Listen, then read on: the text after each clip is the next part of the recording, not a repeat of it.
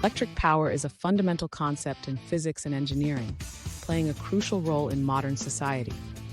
It is the rate at which electrical energy is transferred or converted, typically measured in watts, W.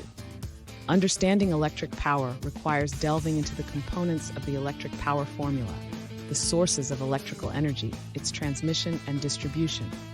At its core, electric power is calculated by multiplying voltage V and current I.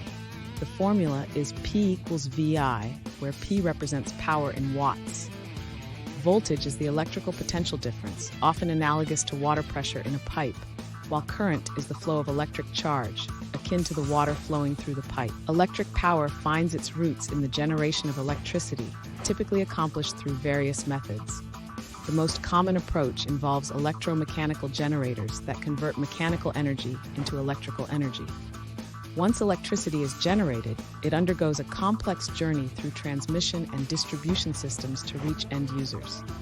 High-voltage transmission lines efficiently transport electricity over long distances, minimizing energy losses. Efficient power transmission is pivotal in ensuring a reliable electricity supply.